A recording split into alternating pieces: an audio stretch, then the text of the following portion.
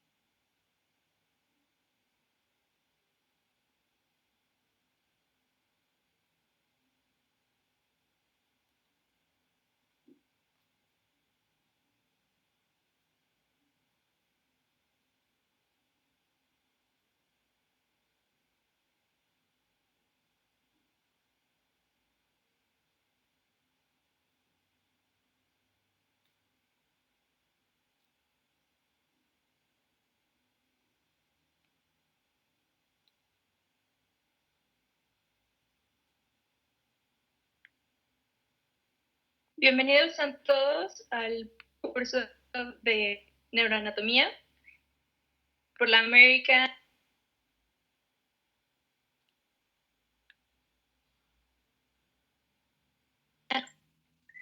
Esta es la primera sesión del curso. Recuerden que para su asistencia se necesitan 8 sesiones de 10 obligatorias y 3 que serán extracurriculares.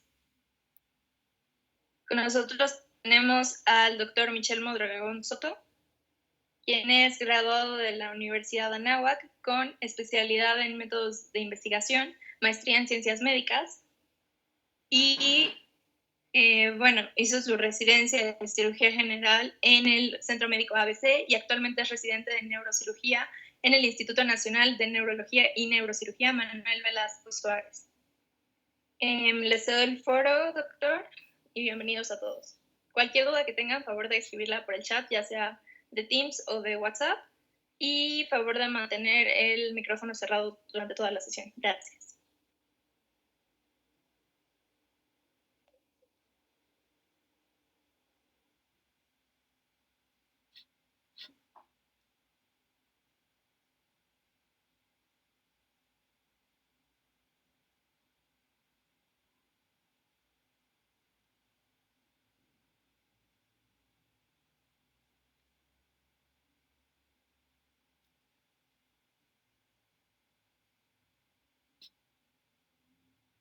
Doc, creo que ahora usted está en mute.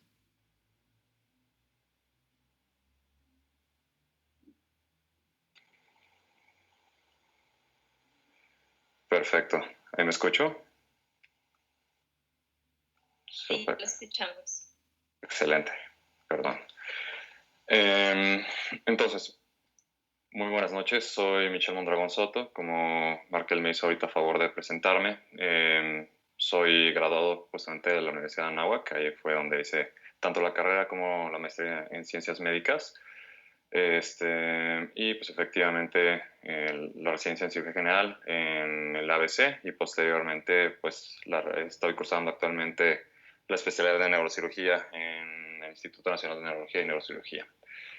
Y pues bueno, vamos a hacer una breve introducción al curso, la forma en la que vamos a trabajar y también vamos pues, a hacer ya un poco más de énfasis en cuanto a, uno, la historia de tanto neurociencias como de neuroanatomía y posteriormente haremos una revisión acerca de los principios de embriología del sistema nervioso central. Entonces, los objetivos del curso van a ser, bueno, el objetivo general, conocer la anatomía funcional y estructural del sistema nervioso central y pues dentro de los demás objetivos específicos tenemos, uno, identificar o que ustedes logren identificar la anatomía neurovascular supra e infratentorial. Dos, describir las principales estructuras del sistema nervioso central. Tres, conocer conceptos básicos de fisiología cerebral. 4. Diferenciar entre las clases básicas de células del sistema nervioso central. Y por último, demostrar los 3 planos ortogonales utilizados en el mismo. Esto pues con el propósito de que puedan, ya teniendo un conocimiento un poco más estructurado, poder llegar a determinar algún diagnóstico basado en la sintomatología o los déficits que se puedan presentar tanto en un paciente como en un caso clínico, ¿no? Y pues esto afín pues a estudiantes que estén interesados en las neurociencias. El temario que actualmente estamos trabajando, pues bueno, va a ser en esta primera ocasión la introducción al curso y las generalidades del sistema nervioso central, impartida por mí, y pues la próxima semana vamos a ver la topografía macroscópica de los hemisferios cerebrales. Posteriormente vamos a ir actualizando un poco el programa dependiendo de la disponibilidad del horario del personal, pero pues a grosso modo quiero comentarles que pues todos somos residentes de neurocirugía en el Instituto Nacional de Neurología, entonces pues bueno, espero que podamos brindarles como la mejor experiencia en cuanto a este curso. La forma de obtener la constancia, como habían mencionado previamente, es tener asistencia en 8 de los 10 primeros temas. Los últimos 3 temas se van a considerar como sesiones opcionales o adicionales, los cuales pues no van a tener un valor curricular como tal. Y pues una vez que se haya acreditado lo anterior, entonces podrán ser pues acreedores de dicho certificado. El modo de presentación de las sesiones va a ser de forma semanal, los días miércoles, y la duración de cada una de estas sesiones será aproximadamente 60 minutos. Algo que me gustaría mucho que hicieran al terminar la sesión es que pudieran compartir el feedback que tengan de la sesión con los compañeros del chapter de estudiantes para poder nosotros tener un poquito más de insight acerca de qué es lo que a ustedes les gusta, qué temas son los que les interesan y podemos modificar un poco el temario en cuanto a sus preferencias. Con esto, más que nada es porque la neuroanatomía tiene distintos enfoques para poder estudiarlos, ¿no? Creo que en estas instancias en las cuales pues, estamos en un nivel de pregrado, pues creo que la neuroanatomía funcional pues, va a ser la más adecuada, sobre todo para no solamente la gente que quiera cirugía neurológica, sino también ya sea neuropsiquiatría o neurología clínica. Y bueno, pues comenzamos. Quiero compartirles este concepto que pues, bueno, está escrito en el Society for Neuroscience, que es que el cerebro es el órgano más complejo del cuerpo humano. ¿Por qué? El cerebro pues, es el responsable de atribuirnos quiénes somos, nuestros pensamientos, nuestra imaginación. Es quien nos brinda pues digamos que todo lo que nos integra como personas, ¿no? Entonces, por ende, pues es un órgano también muy poco elucidado en la actualidad, a pesar de que pues desde los principios de la humanidad ha sido pues ampliamente estudiado. También les quiero compartir esta otra leyenda que está en la pared lateral del edificio del Instituto Neurológico de Montreal, y es que pues uno de los grandes exponentes de la neurocirugía en la historia es Wilder Penfield, y él lo que mencionaba es que el problema de la neurología es entender al hombre en sí, ¿no?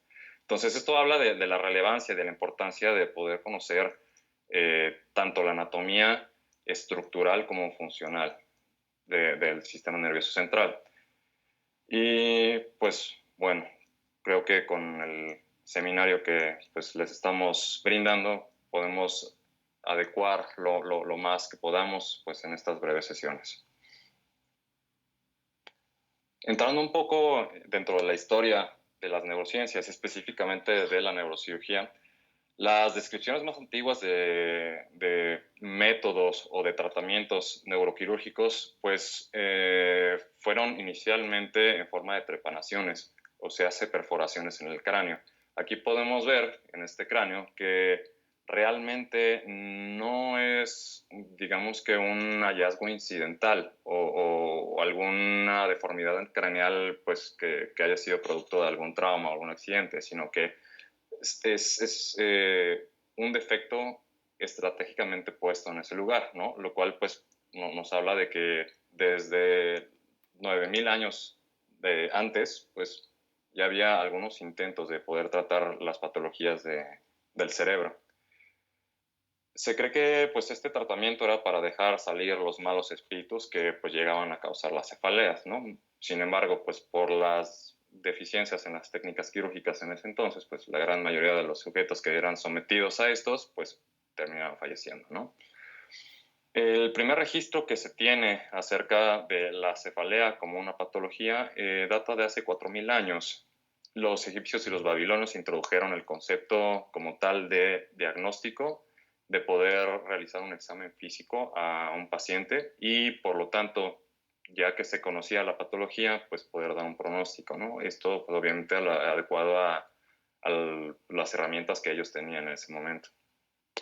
En el papiro de Ebers, el texto médico más antiguo que existe, se describe por primera vez la historia de un paciente con cefalea migrañosa y además se proponen diferentes técnicas quirúrgicas para poder aliviarla, ¿no? Al igual que como en este cráneo que encontramos aquí del periodo neolítico, ellos también pues proponían que el tratamiento quirúrgico podía brindarse a pacientes que eran refractarios a tratamientos con pociones o decocciones. Y pues igual, todo esto tenía pues algún factor como mágico, ¿no? Ellos creían que pues estaban poseídos los pacientes por espíritus malignos y a la hora de poder abrir algún agujero en el cráneo, estos iban a ser liberados y por lo tanto aliviar el mal de los pacientes.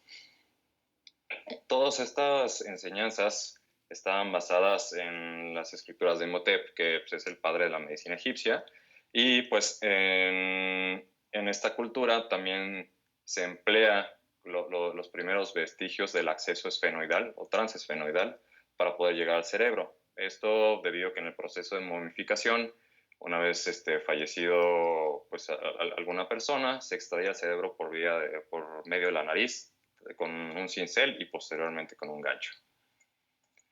Pasando un poquito más adelante, en la cultura griega, pues en la mitología se describió el uso de una trepanación que realiza el dios Hefesto a Zeus para aliviar pues, una migraña muy, muy importante que presentaba con una hacha de doble filo.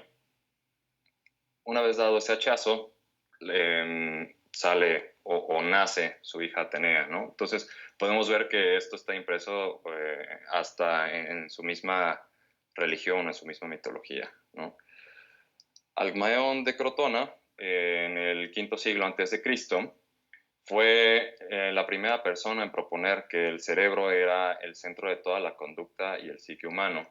Entonces, desde entonces ya se tenía cierta vanguardia en cuanto a dónde se originaba pues, toda la personalidad de un individuo. Esto, pues, tomando en cuenta que previamente se creía que todo surgía ya fuera del corazón o del hígado, ¿no? Fue Hipócrates en 460 a 370 a.C. que describió la migraña como una enfermedad que era una patología y no tanto un mal causado por la posesión de demonios. Él escribió un texto llamado De lesiones en la cabeza, en la cual se describe la técnica de la trepanación, así como en el papiro de Ebers, pero la diferencia es que ahora él habla de los peligros de realizar esta misma, ¿no? Por lo tanto, él ya indica pues algunas de las complicaciones que pueden ocurrir de realizar algún tratamiento quirúrgico. Él, sin embargo, no refiere tanto como el uso de la trepanación para el tratamiento de cefalea, sino en pacientes que llegaban a presentar alguna necrosis secundaria a trauma en algún componente óseo del cráneo. Posteriormente, con pues, la caída de la cultura romana, surgió de la cultura griega surgió la cultura romana y con esto pues también sus conocimientos médicos, ¿no? Galeno pues era un personaje pues en la historia de la medicina bastante destacado, pero pues en realidad él era un cirujano de los gladiadores y también tuvo la oportunidad de realizar numerosas disecciones humanas. Fueron tanto así sus contribuciones que una de las venas de la circulación profunda del cerebro pues lleva su nombre, ¿no? Galeno en sus textos definía, como había mencionado previamente, que en el hígado se encontraba el espíritu y que éste viajaba a través de las carótidas para poder llegar al cerebro y que al llegar a los ventrículos estos se convertían en espíritus animales. Esto también de acuerdo pues, a otras escrituras realizadas por pues, Herófilo. Este médico también en sus disecciones pues, describió parte de la circulación superficial del cerebro, como tal, pues, como se conoce, la prensa de Herófilo, ¿no? que se encuentra pues, dentro del drenaje venoso del sistema nervioso central. Los médicos islámicos, por otra parte, creían que el desbalance de los humores es lo que generaba la cefalea, por lo cual ellos realizaban cranotomías para que los humores que se acumulaban en la cabeza pudieran salir a través de esos agujeros, en este caso pues, haciendo referencia al líquido cefalorraquídeo, ¿no? Y en el mundo islámico, Avicena fue el primer médico árabe que describió el cerebro humano cerca del año 1000 después de Cristo. Ya pasando a épocas un poco más modernas, tenemos en la época renacentista a Andreas Vesalio, que fue quien describió realmente unas ilustraciones anatómicas bastante extensas en su libro De Humani Corporis Fabrica. Esto pues tras tener la oportunidad de secar múltiples cuerpos, ¿no? Él corrigió bastantes de los errores anatómicos de Galeno. Llega a decir en su texto que contó 212 errores anatómicos acerca del sistema nervioso central. Y pues él realizó ya descripciones formalmente acerca de las meninges, de los hemisferios cerebrales, distinguiendo adecuadamente entre la materia gris y la materia blanca. el cuerpo calloso, el septo pelúcido, los ventrículos laterales, el fornix, los culículos tanto superior como inferior, glándula pineal y pues la glándula pituitaria, ¿no? Entonces ya podemos ver que desde entonces el conocimiento anatómico era bastante extenso. Sin embargo, no existían como tal todavía técnicas quirúrgicas que hablaran de cómo tratar patologías del sistema nervioso central. En esta época también, pues Da Vinci hizo numerosas descripciones, las cuales pues, la verdad son bastante detalladas, pero como podemos ver aquí en el contexto común denominador es que pues la gran mayoría son bastante burdas y pues no hacen como una representación fidedigna del cerebro, ¿no? En 1573, Pareolio describió como tal el puente, el cual lleva su nombre, y posteriormente Giulio Cesare Aranzi describe el hipocampo y también una de las cavidades que están asociadas a él, que es la cavidad del asta temporal del ventrículo lateral. Posteriormente, Francisco de Lavoe, o también conocido como el Dr. Silius, realizó descripciones de las circunvoluciones laterales del cerebro, justamente en la cara lateral, pero la diferencia a todos sus predecesores es que él ya hablaba de constantes anatómicas. Y posteriormente, dentro de los estudios de Caspar Bartolín, pues decidió llamarle justamente a la cisura lateral con su nombre, ¿no? La cisura de Silvio. Posteriormente, Thomas Willis, entre los años 1621 a 1625, pues fue considerado el fundador de la neurociencia clínica por pues, sus trabajos publicados en su libro Cerebri Anatome. Posteriormente, otro de los anatomistas pues, que mayormente contribuyeron con descripciones del sistema nervioso fue Raymond Vicens, que publicó la Neurografía Universalis, la cual posteriormente fue actualizada por Ryle, el cual pues describió el lóbulo insular, ¿no? Y por el mismo que lleva su epónimo, ¿no? la ínsula de Ryle. Esto en 1641, ¿no? Entonces, aquí podemos ver una de las imágenes pues, que fueron descritas por Thomas Willis, donde pues, describe la circulación arterial que tiene el sistema nervioso central y pues él es el que compone el polígono que lleva su nombre, ¿no? El polígono de Willis. Él también dedicó su carrera a la descripción de otras patologías, entre ellas también la cefalea, y su capítulo más famoso es el de Headache, el cual fue publicado en el London Practice of Physique, en el cual pues ya no, como en algunos de sus predecesores, que hablan pues acerca de pues, orígenes místicos de patologías del sistema nervioso central, sino que él ya propone distintas fisiopatologías, ¿no? Para describir esta enfermedad, ¿no? Menciona varios tratamientos, la gran mayoría siendo de origen médico y dejando ya las trepanaciones como algo pues meramente histórico.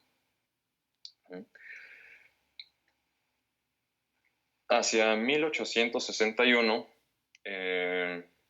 Broca describe su área, actualmente conocida como el área motora del lenguaje, en un paciente que en un intento suicida con una pistola logra abrir la región frontoprecular izquierda y este paciente inicialmente presentándose como una fase transitoria.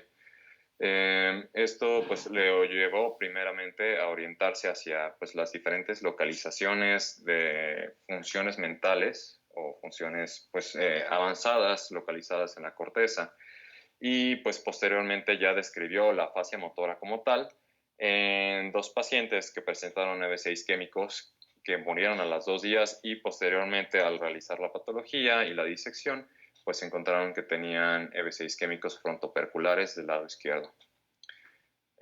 Más tarde a Wernicke se le atribuye en 1874 la descripción del área cortical responsable del entendimiento del lenguaje, el cual él primeramente localizaba en la región temporoparietal del lado izquierdo y que posteriormente de Jaran en 1879 describe ya más precisamente alrededor del giro angular izquierdo, ¿no? El cual se encuentra entre el lóbulo parietal y el lóbulo temporal. Esto pues da una pauta bastante importante para pues, el estudio actual del sistema nervioso central, ¿no?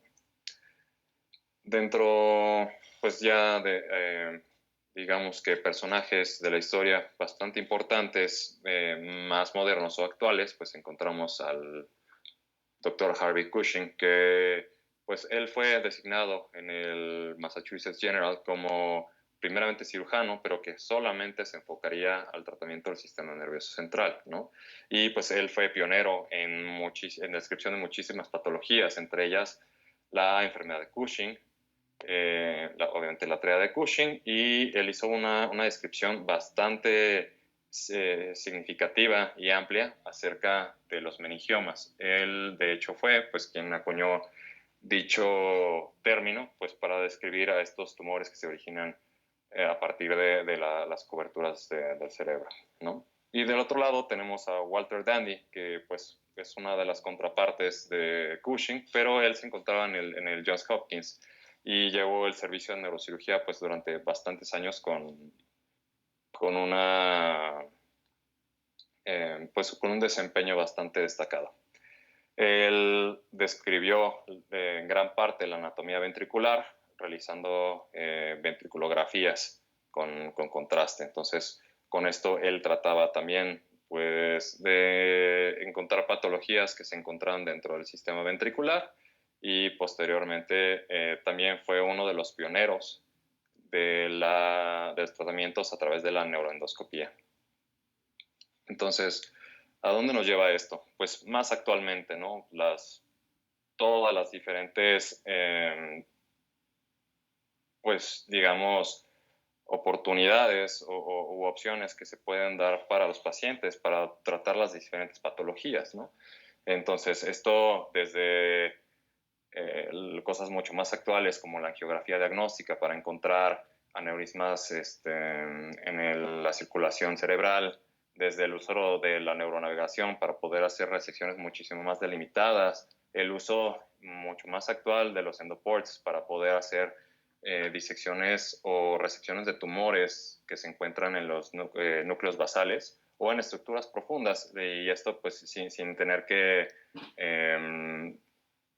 exponer al cerebro a daños mucho más extensos, y pues llegando o iniciando la era de los abordajes minimal invasive, ¿no? En esta otra parte, en la imagen superior del lado izquierdo, pues la introducción del exoscopio, que es algo también bastante reciente, que pues bueno, no sé si alguno ha visto esta serie de Lennox Kill que está en Netflix, pues bueno, ahí hacen como una introducción bastante importante del uso del exoscopio, ¿no? Y no como tal el microscopio, que pues en ocasiones llega a ser bastante estorboso, ¿no? Y pues dentro de los proyectos también más recientes podemos encontrar la descripción del conectoma, que es hacer una descripción muy detallada acerca de las diferentes conexiones que se encuentran dentro del sistema nervioso y cómo estos circuitos integran pues, diferentes sistemas o funciones que se encuentran en los seres humanos, ¿no? Desde la habilidad de poder expresarse, de poder entender el lenguaje, la vía piramidal como tal y su relación con respecto a muchos otros fascículos que se encuentran pues en la sustancia blanca, ¿no? Entonces, todo esto pues no hubiera sido posible sin esta explosión tecnológica que sucedió durante el siglo XX y pues en las últimas dos décadas del siglo XXI, ¿no? Y pues llegando a también, como les mencionaba antes, tratamientos pues ya mucho más modernos y complejos, como los descritos por Gasilla Sargil para el clipaje de aneurismas cerebrales, que pues en muchas ocasiones ya se consideraban inoperables, ¿no? También para el tratamiento de lesiones en áreas elocuentes, como podemos ver en la imagen superior izquierda, donde pues están haciendo la resección de una lesión que en un paciente con un protocolo de despierto, dormido, despierto, en la cual pues ponen al paciente a tocar un instrumento y con eso se identifica adecuadamente pues qué tan extensa puede ser la resección de la lesión, ¿no? Y finalmente, pues en las últimas 2 décadas, la introducción de la tecnología robótica para poder hacer procedimientos de mínima invasión, ¿no? Entre ellos el robot Rosa para la introducción de tornillos transpedunculares, perdón, y también el uso de estereotaxia guiada por robótica, ¿no? Pero bueno, final de cuentas, todo esto estoy seguro que lo han visto en múltiples ocasiones en las sesiones que se han presentado en el capítulo de estudiantes, ¿no? Pero todas estas personas que han sido máximos exponentes en sus respectivos campos, incluyendo Agassi y Sargel, pues tuvieron que empezar desde lo más básico, ¿no? Que es justamente lo que queremos exponer, pues, en este curso, ¿no? Y pues con esto llegamos a esto, ¿no? El cerebro, en todo su esplendor, con la adecuada descripción tanto de la circulación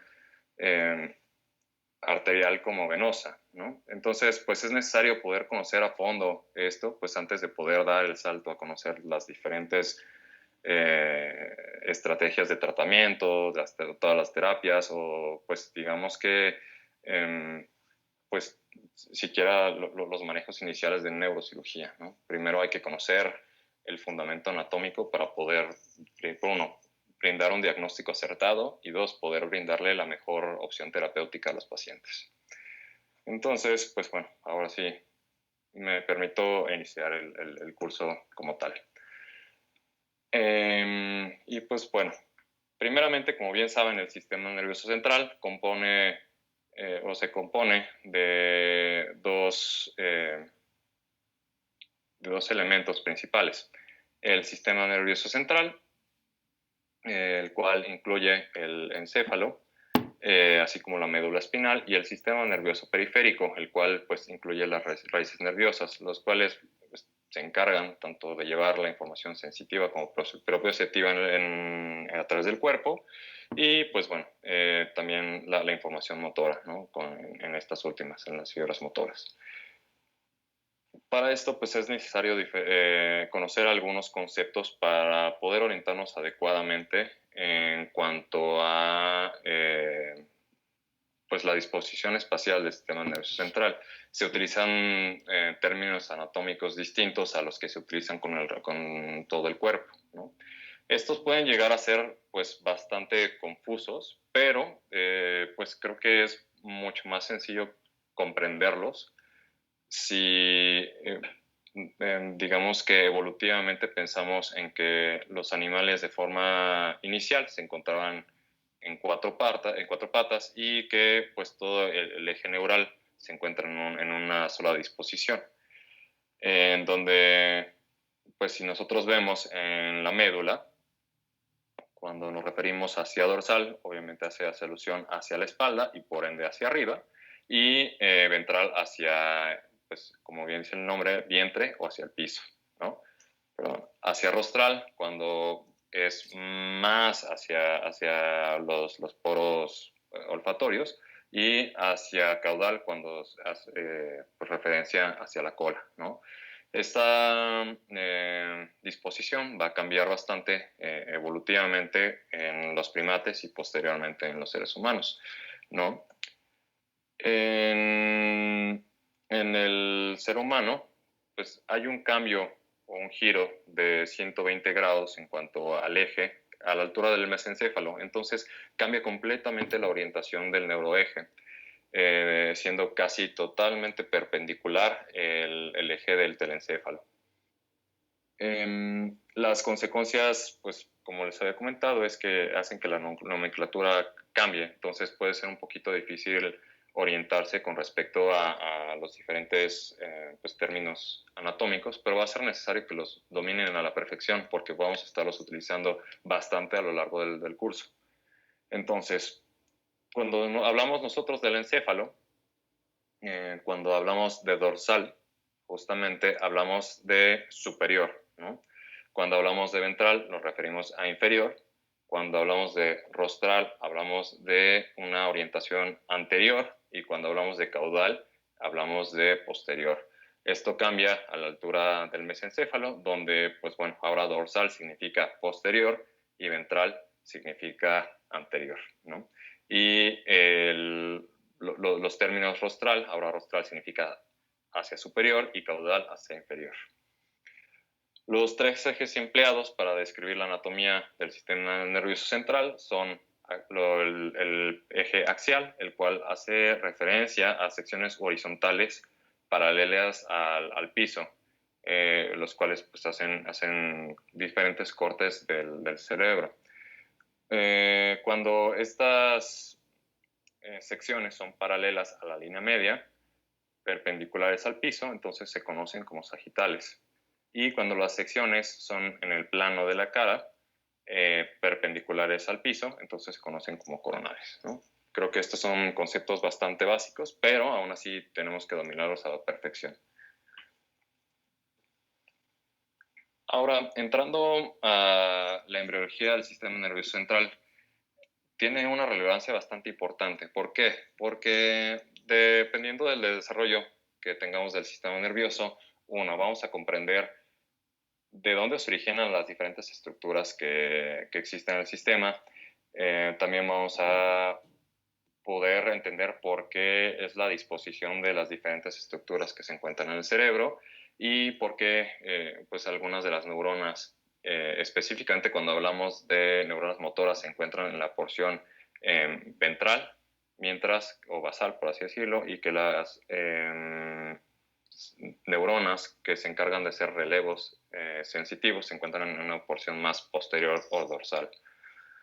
Entonces, pues bueno, las células que generan el sistema nervioso central son diferentes pues, a las demás que se encuentran en todo el embrión, ¿no? Estas se diferencian de forma temprana y generan un embrión vertebrado y establecen en verdad pues toda la orientación de los ejes corporales básicos, ¿no?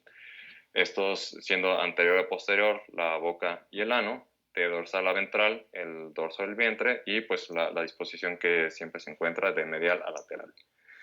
La iniciación del desarrollo del sistema nervioso depende desde la gastrulación, donde se comienza con una inclinación local de células que se encuentran en el embrión temprano, estas primeramente siendo solamente una hoja de células y que al terminar el proceso de gastrulación, pues bueno, va a haber una hoja de 3 células llamadas las capas germinales, conocidas como ectodermo, mesodermo y endodermo, ¿no? Estos son conceptos básicos de embriología. Sin embargo, pues es necesario entender bastante bien que la gastrulación se define desde la línea media, en los ejes anterior y posterior, y dorsal y ventral, después de que a nivel del tercio anterior de ese embrión temprano, hay una formación de una fosa primitiva y posteriormente la formación de una estría primitiva. Esta va a coordinar toda la formación del que futuramente va a ser un ser humano y también va a coordinar la ubicación espacial del resto de los órganos y también de tanto las extremidades como del sentido en cuanto a caudal y rostral del ser humano. Posteriormente a que se forma esa estría primitiva que les comentaba, hacia el día 20 se forma una estructura tubular llamada la notocorda en la línea media, que pues, bueno, va a ser un evento trascendental para el desarrollo del sistema nervioso central, porque en la región dorsal con respecto a esta notocorda es que nosotros vamos a ver una formación de células que se encuentran en el ectodermo, que van a empezar a diferenciarse y posteriormente van a engrosarse para hacer un epitelio columnar. Estas células, posteriormente al engrosamiento, van a, digamos que cambiar de orientación con respecto a si se encuentran en una orientación medial o lateral. Las que se encuentran en un aspecto lateral se van a llamar después la placa alar y pues estas se van a doblar hacia la línea media para poder cerrar como tal un túbulo, ¿no? Que va a ser el túbulo neural y posteriormente pues estas células se van a diferenciar para dar diferentes funciones. Como les había mencionado previamente, las que se encuentran hacia la región basal van a ser las que se van a encargar de dar las funciones motoras, mientras que las que se encuentran hacia una región lateral y posteriormente dorsal van a ser las que se encuentran de ser los relevos sensitivos del sistema nervioso.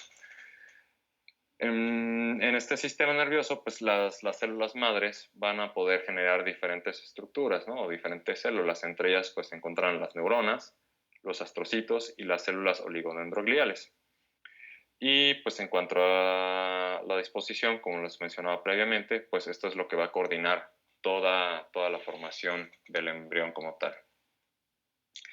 El cierre de los neuroporos se va a dar en el día 22 de forma caudal y de forma rostral en el día 27 y 28. Después del cierre de los neuroporos se van a formar diferentes engrosamientos hacia la región caudal del neurotubo y se van a empezar a formar algunas flexiones para poder empezar a llamar algunas estructuras llamadas vesículas neurales. Hay 3 vesículas primordiales, las cuales son el prosencéfalo, el cual posteriormente va a dar origen al telencéfalo y al diencéfalo. Y pues bueno, esta división de las vesículas va a generarse acerca del día 32 de la gestación. El mesencéfalo, que va a posteriormente dar origen al que lleva el mismo nombre, el mesencéfalo, y el romencéfalo, que posteriormente dará origen al metencéfalo, al mielencéfalo, ¿no? Y de estas estructuras pues van a surgir muchísimas más, ¿no? En este periodo embrionario, cerca de 20.000 neuronas van a crecer o van a nacer en cada minuto, entonces pues esto va a ser un crecimiento exponencial, ¿no? Del número de neuronas que haya. Y pues bueno, posteriormente, ya que se formaron estas diferentes vesículas, van a formar cada una pues algunos subsegmentos de estas vesículas, ¿no? Dando unas vesículas secundarias. El crecimiento desigual de estas vesículas va a hacer que aparezcan 3 diferentes pliegues. Como vemos en el diagrama, primero vamos a tener un pliegue mesencefálico, donde pues justamente va a ocurrir el cambio de dirección de todo el neurotubo, donde por el crecimiento pues bastante acelerado del mesencéfalo hacia la porción ventral, es que va a haber un giro de 120 grados, donde va a quedar casi pues perpendicular con respecto al resto del neuroeje. Va a haber un pliegue cervical, el cual se va a dar en la unión entre el cerebro caudal, que va a ser el rombencéfalo, y la médula espinal. Y posteriormente vamos a ver una flexura pontina. Esta flexura pontina, a diferencia de las otras flexiones, pues va a ser en un sentido contrario, ¿no? Entonces esto pues va a mantener todo el eje del tubo neural, pues digamos que alineado, y solamente vamos a observar como tal en un individuo adulto, pues esa flexión de 120 grados a la altura del mesencéfalo. Como les había mencionado, el telencéfalo va a dar diferentes estructuras, entre ellas los hemisferios cerebrales y los ventrículos laterales. El diencéfalo, que también es producto del prosencéfalo, va a dar la estructura conocida como el diencéfalo, y también de ahí se van a originar 2 vesículas, como vemos en el diagrama de la derecha. Esas vesículas son los vestigios del nervio óptico y la retina, y estos posteriormente van a protruir hacia el cráneo. Por lo tanto, por origen nerviológico, ahí podemos ver que el nervio óptico como tal no es un nervio, sino una extensión del sistema nervioso central. Y por lo tanto, el nervio óptico, la vaina del nervio óptico va a estar recubierta por meninges. Es esta también la explicación por la cual nosotros podemos identificar la presencia de papiledema cuando estamos explorando el fondo de ojo de un paciente por la comunicación de la presión con el medio externo. Y pues bueno, también esa es la explicación de por qué una esclerosis múltiple es capaz de afectar como tal el nervio óptico. Del mesencéfalo se van a generar pues, la estructura que lleva el mismo nombre, que es el mesencéfalo, y también la estructura del sistema ventricular, que es el acueducto de Silvio, que va a conectar el tercer con el cuarto ventrículo. Y finalmente el rombencéfalo va a dar origen al metencéfalo y el mielencéfalo. El metencéfalo va a dar origen al puente y al cerebelo, y posteriormente el mielencéfalo va a dar origen a la médula oblongada. En esta tabla pues hago énfasis en las diferentes estructuras que se originan de cada una de esas vesículas, ¿no? Siendo pues la que tiene el crecimiento mucho más pronunciado, el prosencéfalo, que se va a dividir, como ya hemos mencionado, entre el encéfalo y el diencéfalo, y pues va a dar origen tanto a la corteza cerebral, a los núcleos basales, y pues a tanto la sustancia blanca como la sustancia gris, ¿no? Y pues bueno, ya pasando a este periodo embrionario, pues en el periodo fetal el individuo va a continuar con su desarrollo y como les había comentado, el más pronunciado va a ser a la altura del telencéfalo. Esas dos vesículas que veíamos en el diagrama previo, pues va a formar subsecuentemente dos vesículas, unas de origen dorsal y otras de origen ventral. Las que se encuentran dorsal, o se hace viendo hacia arriba, van a ser los vestigios que van a formar la corteza cerebral y el hipocampo, mientras que la vesícula ventral va a ser la que va a dar origen a los ganglios basales. De estas estructuras, pues es de las que se va a formar como tal el cerebro, y pues estas dos vesículas, tanto dorsal como ventral, se llaman eminencias gangliónicas. Como podemos ver en este diagrama, vemos que el crecimiento va a ser pues exponencial y va a ser envolvente, de manera que de forma inicial se podía, si nosotros pudiéramos ver a un feto en sus primeros meses de formación, pues es incluso evidente la ínsula de Rayleigh. Sin embargo, conforme van creciendo el resto de la corteza, estas van a irla envolviendo, donde pues nosotros vemos esta extensión hacia la región rostral, que va a formar el lóbulo temporal. También vemos que esta formación, que es el que futuramente va a ser el lóbulo occipital, va a desplazar al lóbulo temporal y también al lóbulo parietal, y pues finalmente lo que de forma más tardía se va a terminar de desarrollar va a ser el lóbulo frontal, ¿no? Y esto también se puede correlacionar de forma clínica en los seres humanos, donde pues el desarrollo como tal del lóbulo frontal pues se lleva o se termina ya de forma pues, posterior al nacimiento, e incluso se termina después de los 21 años de edad, donde las funciones mentales superiores como el juicio, la abstracción, el cálculo avanzado como tal, y pues las capacidades para poder interpretar o aprender otros lenguajes pues se van a dar ya mucho más en el futuro de la vida de ese individuo, ¿no? Hay que tomar en cuenta que también dentro de este periodo pues va a haber tres capas diferentes Doctor, que van a... ¿Sí? perdón por interrumpirlo, es que creo que dejó de compartir pantalla. Ok. A ver. Un segundito.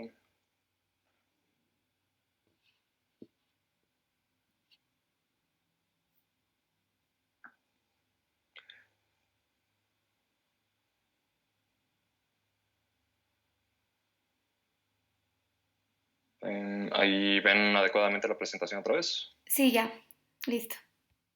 Perfecto.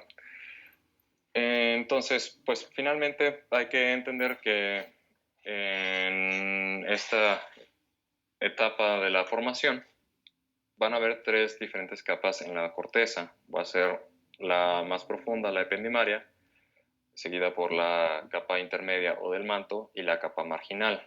Estas, pues durante la formación, van a posteriormente dar diferentes estructuras. La capa intermedia y la marginal son las que después van a formar la sustancia gris y la sustancia blanda, y la capa ependimaria pues va a ser la que va a recubrir por completo todo el sistema ventricular, ¿no?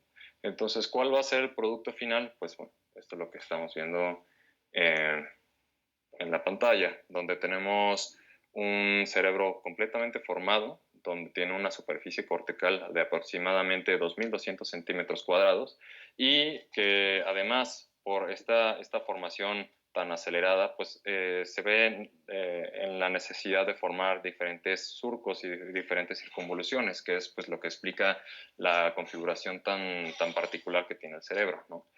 2/3 de esa superficie que había mencionado previamente se van a encontrar dentro de esos pliegues y surcos, ¿no? Y el grosor de la corteza va a ser apenas de 3 a 5 milímetros, dependiendo de dónde se encuentre. Pues entonces aquí podemos ver que realmente lo que va a determinar quiénes somos, cómo nos comportamos, nuestra interacción con otros sujetos, lo que determina toda nuestra personalidad, pues realmente se va a encontrar en esos 3 a 5 milímetros, ¿no? Finalmente, en un individuo adulto, la corteza representa 20,000 millones de células, ¿no?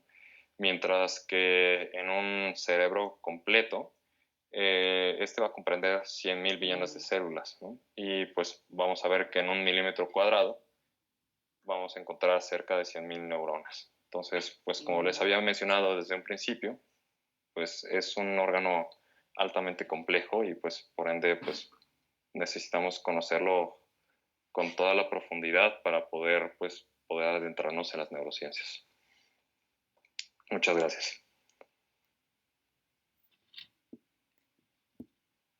Muchísimas gracias, doctor. De parte de todo ANS, le agradezco mucho.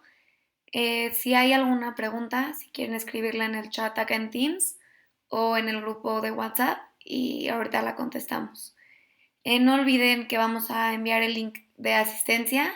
Doctor, si podría decir la palabra clave para la asistencia. Lóbulo occipital. Ok. Y recuerden que la siguiente sesión será la próxima semana, el miércoles a las 7, y los esperamos a todos.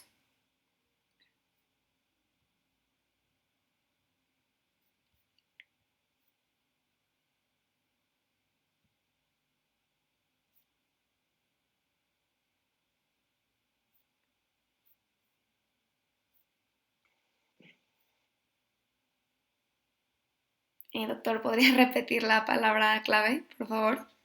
Lóbulo occipital.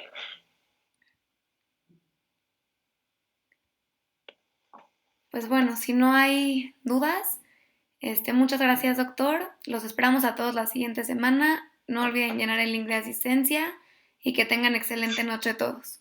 Muchas gracias, doctor. Que tenga excelente Perfecto. noche. Muchas gracias igualmente.